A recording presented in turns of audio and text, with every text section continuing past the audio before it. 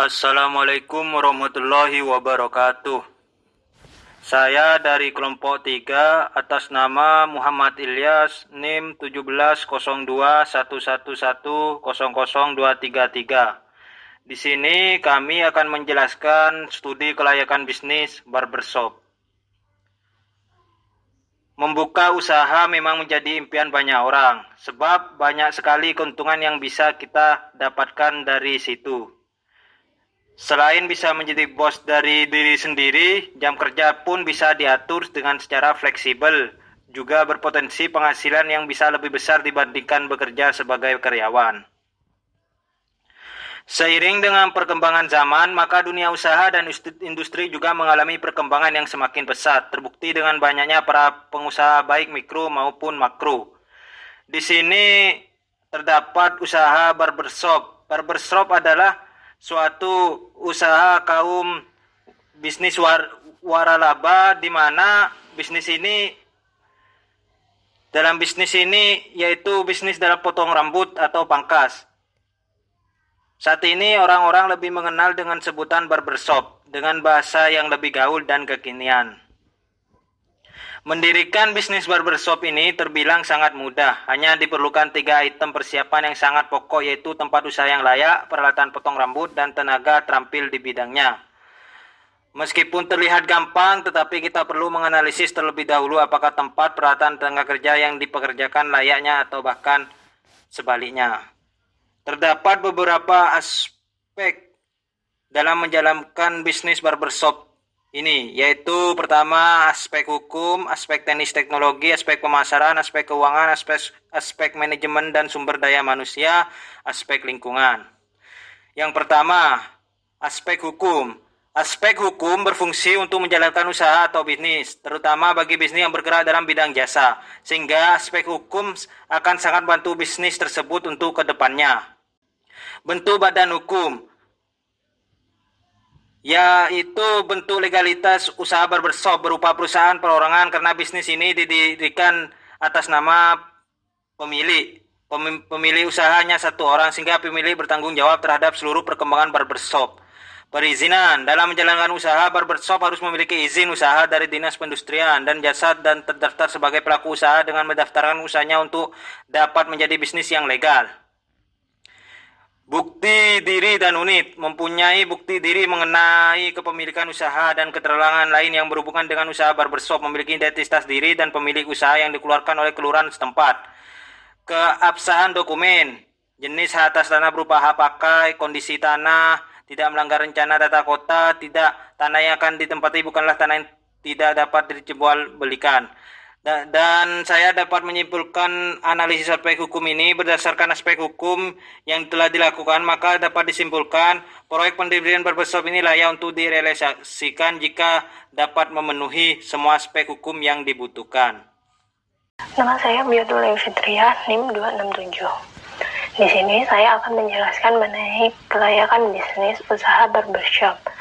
Sebelum saya menjelaskan apa itu mengenai kelayakan bisnis usaha barbershop, perlu diketahui terlebih dahulu mengenai aspek teknis dan teknologi. Nah, aspek teknis dan teknologi berfungsi untuk menilai kesiapan dari perusahaan dalam menjalankan bisnisnya, yang dinilai dari segi ketetapan lokasi, luas produksi, tata letak, dan kesiapan atau kesiagaan teknologi yang akan digunakan oleh perusahaan. Sehingga aspek teknis dan teknologi yang akan membantu pemilik usaha jika terjadi resiko kegagalan bisnis di masa yang akan datang yang disebabkan karena adanya masalah teknis. Studi kelayakan bisnis dari aspek teknis dan teknologi yang akan dianalisis mengenai penempatan, proses dalam menjalankan usaha atau proses pelayanan, bahan baku yang dibutuhkan, dan peralatan yang digunakan dalam proses pelayanan. Di sini saya akan menjelaskan yang pertama, yaitu penempatan. Penempatan di sini dibagi menjadi 2, yaitu lokasi dan tata letak atau layout. Dari segi lokasi barbershop didirikan di Jalan Raya Telang, tepatnya di sekitar lingkungan Universitas Trunojoyo Madura, dengan kondisi yang ada pada lokasi tersebut yang terbilang ramai karena adanya mahasiswa, pelajar, dan masyarakat yang bertempat tinggal di daerah tersebut. Di daerah tersebut juga masih tersedia lahan kosong untuk mendirikan bangunan yang berada di sekitar pinggiran jalan. Selain itu, belum banyak berdirinya usaha yang sama di daerah tersebut. Kemudian dari segi tata letak atau layout yang digunakan dibuat sebaiknya berurutan dengan pelayanan yang diberikan oleh barbershop, dengan mengatur tata letak dan penempatan peralatan yang dibutuhkan di setiap pelayanannya yang sesuai dengan urutan yang bertujuan supaya waktu pelaksanaan yang dibutuhkan akan berjalan dengan efisien dan dalam perpindahan tempat, seperti tempat pengambilan antrian, kursi tunggu, tempat kasir, tempat penataan rambut, tempat kerimbat, dan tempat cuci rambut. Yang kedua, dilihat dari segi proses pelayanannya. Dalam proses pelayanan diperlukan tahap-tahap dalam menentukan urutan pelayanan yang akan ditawarkan kepada pelanggan. Pelayanan tersebut dilakukan di masing-masing tempat yang telah disiapkan dengan memanfaatkan sarana dan prasarana yang menunjang kegiatan operasional. Urutan dalam proses pelayanan yaitu pelanggan akan mengambil nomor urut antrian, kemudian di meja kasir pelanggan memilih layanan yang telah tersedia dan membayar tagihan, dan kemudian pelanggan akan dipanggil untuk melewati proses layanan. Bangunan yang dibutuhkan tidak perlu dibuat dengan skala besar, karena dalam proses pelayanan yang simpel maka bangunan yang digunakan tidak perlu memakan tempat yang luas. Yang ketiga, dilihat dari segi bahan baku. Bahan baku yang digunakan dalam operasional barbershop tersebut dipastikan tidak mengandung zat berbahaya. Produk yang dibutuhkan seperti shampoo, conditioner, minyak rambut atau pomade, krim rambut, krim pijat, dan pewarna rambut juga lain-lain. Kemudian dari segi peralatan. Peralatan yang dibutuhkan seperti meja rias, kaca besar, kursi, hair steamer, tempat cuci rambut, hair dryer, gunting, sisir komplit, handuk, kamisol baju, kaca bulat sedang, razor, botol air, penjepit rambut, dan alat cukur. Dari analisis tersebut dapat disimpulkan berdasarkan aspek teknis dan teknologi, yaitu bahwa proyek pendirian barbershop ini layak untuk direalisasikan.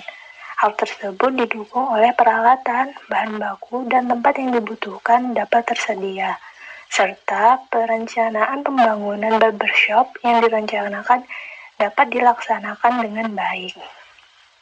Saya Ramadan Devi Firmansyah, NIM 234. Di sini saya akan menjelaskan tentang lakukan bisnis barbershop dari sisi aspek pemasaran. Aspek pemasaran dalam usaha produksi maupun jasa sama-sama diperlukan untuk membuat suatu strategi dan konsep supaya usaha yang dijalankan dapat memiliki perbedaan dari yang lain.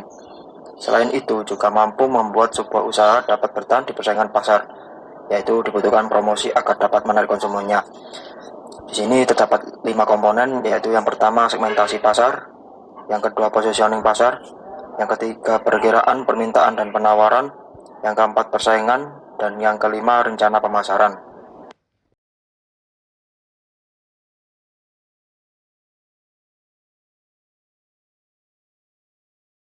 Saya akan menjelaskan satu persatu dari 5 komponen tadi. Untuk yang pertama, segmentasi pasar. Segmentasi pasar dapat dibedakan ke dalam 3 jenis. Yang pertama geografis, yang kedua demografis, yang ketiga psikografis. Untuk yang pertama, dari segi geografis. Secara geografis dapat terlihat bahwasanya segmen yang dituju oleh barbershop adalah masyarakat, pelajar, dan mahasiswa yang berjenis kelamin laki-laki di sekitar lingkup Telang Kamal secara umum dan khususnya yang melintasi Jalan Raya Telang. Selain itu, belum banyak barbershop yang berada di sekitar daerah tersebut sehingga masih tersedianya peluang permintaan. Untuk yang kedua, demografis. Dari sisi demografis, segmen yang dituju barbershop adalah masyarakat yang berkelamin pria dengan rentang usia dari anak 4 tahun hingga orang tua, baik dari kalangan masyarakat, pelajar, dan mahasiswa yang memiliki hobi, kesadaran, atau perhatian terhadap penampilan. Yang ketiga, psikografis. Barbershop menempatkan diri sebagai salon yang diperuntukkan khusus bagi pria yang ingin meluangkan waktu dalam menikmati penawaran-penawaran terapi untuk menyegarkan diri dari rutinitas kesibukan sehari-hari, dan bagi pria yang ingin tampil dengan tatanan atau gaya rambut yang diinginkan atau sesuai dengan tren gaya rambut yang sedang berkembang. Untuk yang poin kedua, positioning pasar. Positioning pasar yang dimiliki oleh setiap bisnis berbeda dengan menciptakan citra sebuah jasa pangkas rambut yang lebih modern dan mengikuti tren. Selain itu, memiliki kesan bahwa bisnis barbershop yang menggunakan bahan baku produk yang aman, terjamin, dan legal, serta terus mengkombinasikan kemajuan tren yang semakin berkembang seiring masa. Untuk poin yang ketiga, perkiraan permintaan dan penawaran. Untuk yang pertama, permintaan. Jadi peluang pasar yang ada masih sangat terbuka dengan kemungkinan adanya pertumbuhan permintaan. Hal ini bisa dilihat dari masih jarangnya tempat seperti barbershop di daerah sekitar Universitas Trunojoyo Madura. Tetapi di sisi lain, kurangnya antusiasme masyarakat kalangan menengah ke bawah terhadap barbershop yang terus mengikuti perkembangan tren gaya rambut. Jadi dimungkinkan permintaan pelanggan akan banyak tertuju kepada layanan potong rambut sesuai dengan keinginan pelanggan atau konsumen. Mungkin dikarenakan di daerah tersebut tidak terlalu banyak masyarakat yang mementingkan gaya rambut yang sesuai dengan tren yang sedang berkembang saat ini. Untuk yang kedua, penawaran. Usaha barbershop telah merambah di berbagai daerah karena adanya permintaan, sehingga hal tersebut dimanfaatkan pengusaha untuk memberikan pelayanan atau jasa tata rambut kepada pelanggan. Jadi usaha barbershop telah berada di beberapa bagian seperti daerah Kamal dan pusat kota Bangkalan. Mungkin sudah banyak barbershop yang ada di pusat kota Bangkalan. Terdapat pula barbershop yang berada di daerah Kamal tetapi jumlahnya lebih sedikit daripada pusat kota Bangkalan.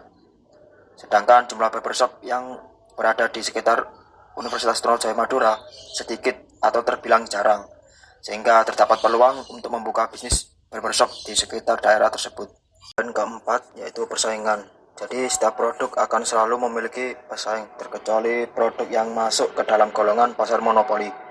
Persaingan produk pada pasar persaingan sempurna akan lebih banyak pesaing yang produknya sejenis atau produk pengganti atau substitusi.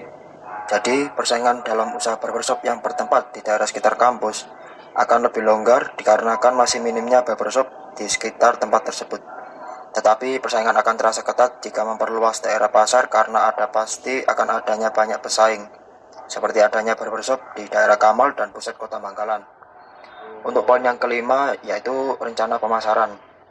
Menurut Philip Kotler, Kevin Lane Keller dalam Kashmir dan Jakfar tahun 2013, bauran pemasaran atau yang disebut dengan marketing mix terdapat 4 unsur, yaitu place, price, promotion, product. Untuk yang pertama, faktor place atau distribusi. Distribusi barbershop lebih difokuskan pemasaran di sekitar daerah tersebut sehingga distribusi dilakukan secara langsung kepada pelanggan. Untuk yang kedua, faktor harga atau price. Harga yang ditawarkan tidak terlalu mahal dan kompetitif karena dapat dilihat dari lokasi yang tidak berada di kawasan elit, segmen pasar yang juga merupakan kalangan menengah ke bawah, lingkungan sekitar yang didominasi oleh pelajar dan mahasiswa karena terdapat sekolah dan universitas, serta tempat yang tersedia disesuaikan dengan pelayanan yang diberikan, sehingga tidak membutuhkan tempat yang luas. Semua aspek itu disesuaikan dengan harga yang ditawarkan. Yang ketiga, faktor promosi. Jadi yang pertama ada advertising atau periklan. Memasang iklan di media cetak sebagai salah satu media promosi, seperti brosur yang akan diiklankan ke media cetak. Dapat pula disebar ke beberapa titik wilayah yang akan menjadi tempat promosi untuk dapat menarik pengunjung. Bisa juga menggunakan pamflet atau leaflet. Mempromosikan secara online melalui jejaring sosial, baik Facebook, Twitter, Instagram, WhatsApp, dan lain-lain. Atau mempromosikan secara word of mouth, pemasaran dari mulut ke mulut, karena murah, cepat, dan lebih terjamin untuk dapat dijalankan. Untuk yang kedua, personal selling yang dilakukan sendiri oleh pemilik, dimulai dari lingkungan sekitar pemilik maupun pelanggan baru yang datang. Karena personal selling sendiri sangat berkaitan dengan word of mouth, maka semaksimal mungkin pemilik harus dapat membuktikan bahwa kepuasan maksimal pengunjung tidak hanya bualan belaka. Yang keempat, faktor produk atau produk. Barbershop menyediakan beberapa pelayanan yang tidak akan jauh berbeda dengan barbershop pada umumnya, seperti layanan potong rambut dengan gaya sesuai selera pelanggan, pengecatan rambut dan kerimbat, layanan potong rambut lengkap dengan cuci rambut, pengering rambut, dan pemberian minyak rambut, kerimbat spesial lengkap dengan pijatan di kepala dan bau, serta spa rambut. Untuk di marketing mix, poin faktor harga pada bisnis barbershop ini memasang 4 paket, yaitu yang paket A potong rambut dengan harga 15.000, paket B pengecatan rambut dan kerimbat 60.000, paket C potong rambut lengkap dengan cuci rambut, pengering rambut, dan pemberian minyak rambut atau pomade 35.000. Untuk paket D kerimbat spesial lengkap dengan pijatan di kepala dan bau serta spa rambut 40.000. Dari harga-harga tersebut juga menyesuaikan harga kantong pelajar dan mahasiswa serta masyarakat menengah ke bawah. Untuk selanjutnya ada aspek manajemen dan sumber daya manusia. Jadi aspek sumber daya manusia merupakan salah satu kunci sukses dari suatu usaha di bidang jasa, karena servis yang diberikan oleh tenaga kerja kepada pelanggan dapat mempengaruhi kepuasan pelanggan. Di dalam dunia jasa, kepuasan pelanggan merupakan target utama yang harus dicapai. Oleh karena itu, perlu tenaga kerja yang memiliki performance dan kualitas yang baik supaya dapat memberikan pelayanan yang memuaskan untuk pelanggan. Dalam aspek manajemen dan sumber daya manusia terdapat 2 poin. Untuk yang pertama, sumber daya manusia dan jumlah sumber daya manusia. Jadi untuk poin yang pertama yaitu sumber daya manusia. Menurut Fahmi, dalam menilai kelayakan calon karyawan yang diterima untuk bekerja atau diikutkan dalam suatu bisnis, ada 2 penilaian secara umum dilakukan, yaitu yang pertama background education. Dalam mempekerjakan karyawan di barbershop, sebaiknya menitik beratkan kepada keberadaan penata rambut dan memiliki latar belakang mampu melakukan tata rambut. Jadi karyawan yang dipilih sesuai dengan standar dalam job specification yang dibutuhkan oleh barbershop tersebut. Yang kedua, periode experience. Sumber daya manusia yang dipekerjakan telah memiliki pengalaman dalam bidang yang sama sesuai dengan tugas yang akan dipekerjakan seperti tertera dalam job description yang telah ditetapkan. Untuk poin yang selanjutnya yaitu jumlah sumber daya manusia. Dalam usaha barbershop tidak memerlukan banyak tenaga kerja yang digunakan dan hanya 2-3 orang, mungkin maksimal 5-6 orang. Dengan keahlian khusus dalam penataan rambut, soft skill, dan tenaga kerja yang direkrut seperti hairstylist, capster, dan kasir. Oke, saya di sini akan melanjutkan dari aspek pemasaran, yaitu saya akan menjelaskan tentang aspek keuangan. Di sini saya mengestimasikan biaya pembangunan untuk barbershop. Dalam mendirikan usaha barbershop, langkah pertama ialah kita harus mencari tanah yang strategis untuk mendirikan suatu bangunan. Yang dimaksud strategis ialah yang mudah dijangkau oleh para mahasiswa dan mahasiswi dan juga masyarakat sekitar. Adapun modal awal yang kita keluarkan untuk mendirikan bangunan dan juga biaya lain-lain seperti alat-alat yang digunakan untuk barbershop. Pertama, harga sewa tanah selama setahun sebesar 30 juta rupiah. Yang kedua, harga material untuk mendirikan bangunan barbershop sekitar 70 juta rupiah. Dan yang ketiga, pembelian alat-alat untuk barbershop dengan total 8.100.000 rupiah dengan rincian kursi pangkas sebanyak 5 biji seharga 1.600.000 rupiah, kursi keramas sebanyak 5 biji seharga 2 juta rupiah, kaca cermin sebanyak 5 biji seharga 250.000 rupiah, mesin cukur sebanyak 5 biji seharga 2 juta rupiah, gunting potong rambut dan gunting sasak sama dengan satu paket ada 5 biji sebesar 500.000 rupiah, pisau cukur dan silet ada 5 biji harganya 250.000 rupiah. Biaya lain-lain seperti bedak, sikat pembersih, handuk, sampo, dan lain-lain saya sekitar 1.500.000 rupiah. Oke. Biaya lain-lain untuk perizinan atau perizinan konsultasi dan lain-lain sekitar 10 juta rupiah. Jadi total untuk biaya yang harus dikeluarkan untuk mendirikan barbershop sekitar 118.100.000 rupiah. Oke. Yang kedua ialah biaya operasional per tahun. Biaya operasional per tahun, biaya sewa tanah termasuk ke biaya operasional per tahun karena kita di situ menyewa tanah bukan membeli tanah. Jadi kita per tahunnya menyewa tanah sebesar 30 juta rupiah. Biaya listrik dan air selama setahun sekitar 450.000 rupiah per bulan. Kita kalikan 12 bulan sama dengan 5.400.000 rupiah. Rincian biaya promosi setahun sebesar 500.000 rupiah. Gaji karyawan setahun sebulannya 5 juta rupiah dikali 12 sebesar 60 juta rupiah. Variable cost seperti selimut, handuk, bedak, kuas wajah, foam, sampo dan lain-lain sebesar 2 juta rupiah. Jadi total biaya pengeluaran per tahun untuk operasionalnya sebesar 97.900.000 rupiah. Oke. Kita analisis keuntungan per tahun usaha barbershop. Pertama, berikut ini harga yang terdapat di barbershop. Paket A, potong rambut seharga 15.000 rupiah. Paket B, pengecatan rambut dan creambat seharga 60.000 rupiah. Paket C, potong rambut lengkap dengan cuci rambut, pengering rambut dan pemberian minyak rambut atau pomade sebesar 35.000 rupiah. Paket D, creambat spesial lengkap dengan pijatan di kepala dan bau serta spa rambut sebesar 40.000 rupiah.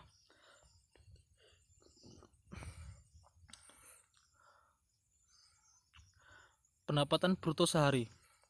Saya di sini mengestimasikan minimal pengunjung yang mengunjungi barbershop ada 20 orang, yaitu masing-masing paket A ada 5 orang dan paket B ada 5 orang, paket C ada 5 orang dan paket D ada 5 orang.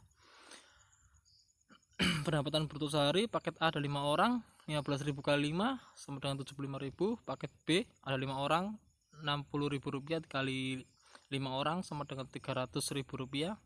Paket C ada 5 orang, 35.000 dikali 5 orang sama dengan 175.000. Paket D ada 5 orang, 40.000 rupiah dikali 5 orang sama dengan ada 200.000. Jadi total pendapatan bruto per hari barbershop ialah 750.000. Oke. Setelah pendapatan bruto sehari kita hitung, saya akan menghitung ke pendapatan bruto sebulan. Jika jumlah pengunjung tidak kurang dari 20 orang dengan rincian data di atas, setiap paket minimal ada 5 pengunjung atau pelanggan yang ingin memakai paket tersebut, bisa dikatakan omset sehari adalah 750.000 rupiah atau bahkan bisa lebih jika pengunjungnya lebih dari 20 orang. Oke. Jadi pendapatan bruto sebulan adalah 750.000 dikali 26 hari sama dengan 19.500.000 rupiah. Kenapa saya di sini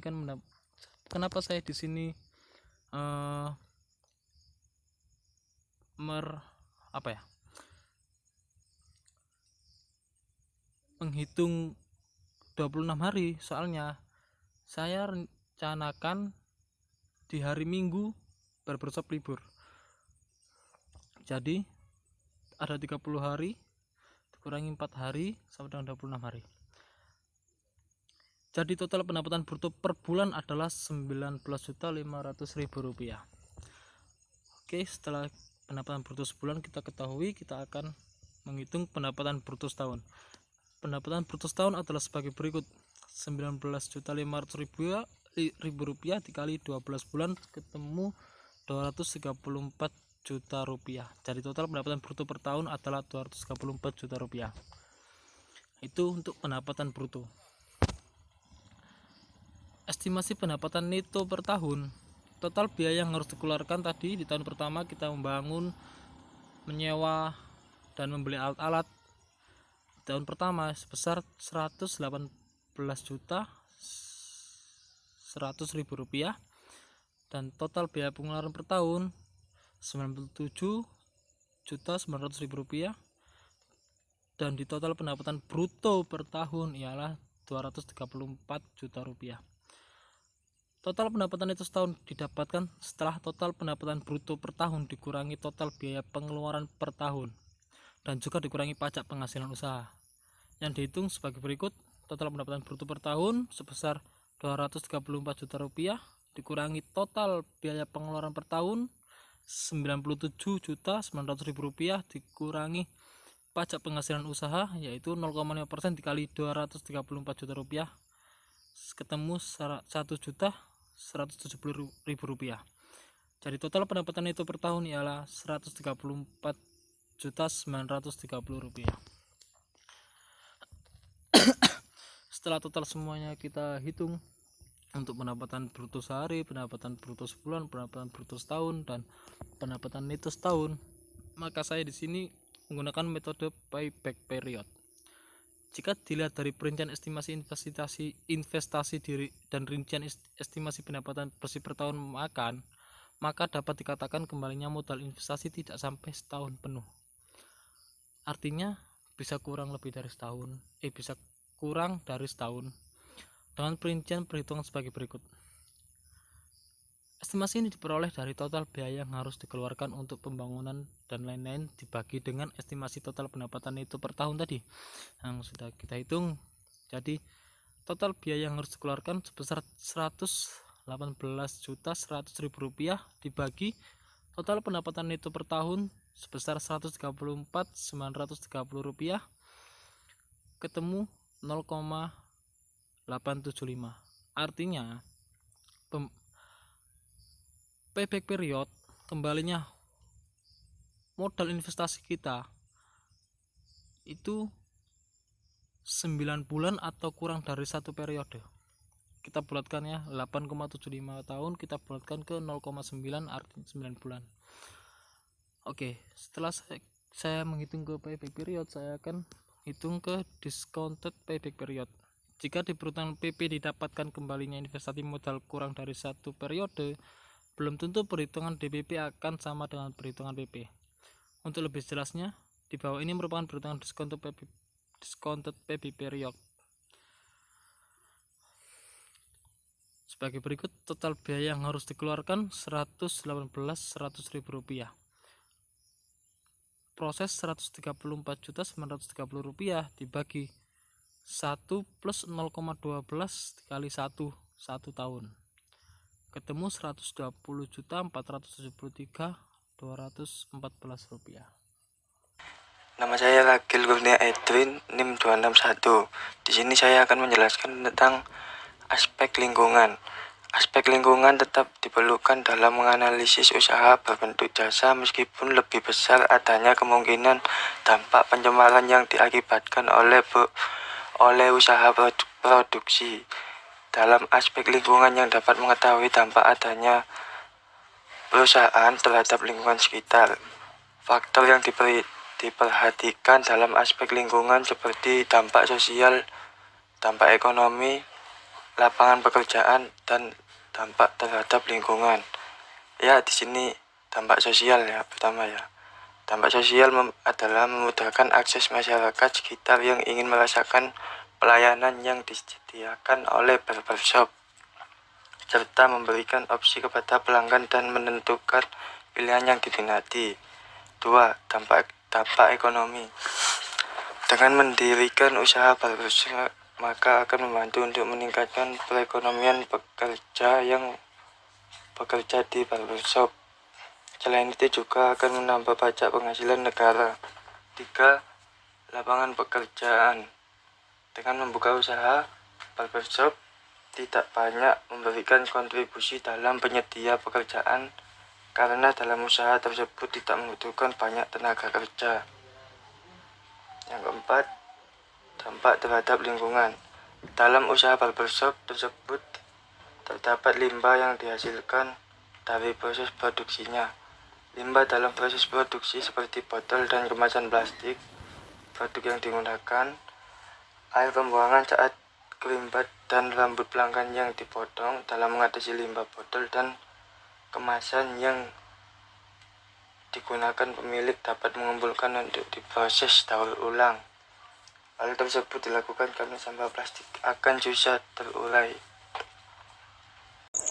Cukup sekian presentasi dari kelompok 3 tentang kelayakan bisnis barbershop. Bila ada kekurangan, kami mohon maaf. Wassalamualaikum warahmatullahi wabarakatuh.